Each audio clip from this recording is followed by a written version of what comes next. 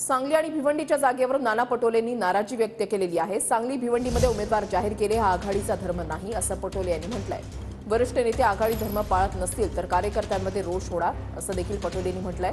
तर रामटेकमध्ये काँग्रेसने उमेदवार दिला, आम्ही काही बोललो नाही असं प्रत्युत्तर राऊतांनी दिलेलं आहे। आघाडी धर्म सगळेच पाळतात, रामटेकमध्ये काँग्रेसचा प्रचार करू असं देखील राऊतांनी म्हटलंय। शरद पवार साहेबांकडे मीटिंग झाली, त्याच्यातही आम्ही त्यांना सांगितले की सांगलीमध्ये काही विदर्भ नाही आहे। विदर्भात आम्ही लाट तयार केली, तुमच्या जो उमेदवारही नव्हते तरी तिथं आम्ही तुम्हाला जिंकून देण्याची व्यवस्था करतोय। पण सांगली आणि भिवंडीमध्ये असं काही करू नका, त्याचे परिणाम त्या पट्ट्यामध्ये होतील हे आम्ही त्या दिवशी सूचना दिलेल्या आहेत। पण आज भिवंडीमध्ये शरद पवार साहेबांनी उमेदवार जाहीर केला, सांगलीमध्ये त्यांनी उमेदवार जाहीर केला, हे आघाडीचा धर्म नाही एवढंच आम्ही म्हणू। आम्ही हायकमांडला सगळा प्रस्ताव पाठवलेला आहे।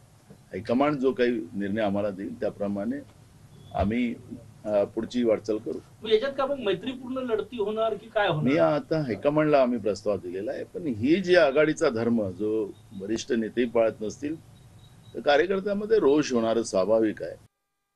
आघाडी धर्म सगळेच पाळतायत, तेही पाळतात, आम्ही पाळतोय। आता या सगळ्या चर्चा करण्यापेक्षा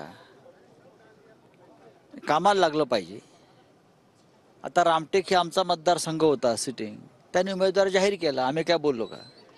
नाही, आता त्यांनी केला, आम्ही काम करू त्यांच्या उमेदवाराचं। काँग्रेसच्या कामाच्या काही वेगळ्या पद्धती आहेत, त्यांची वर्किंग कमिटी असते, त्यांची जिल्हा कमिटी असते, त्यांची तालुका कमिटी असते, इतर काही नेते असतात। आमच्याकडे एकदा आदेश आला की आम्ही कामाला लागतो। राष्ट्रवादी काँग्रेस पक्षही कामाला लागेल।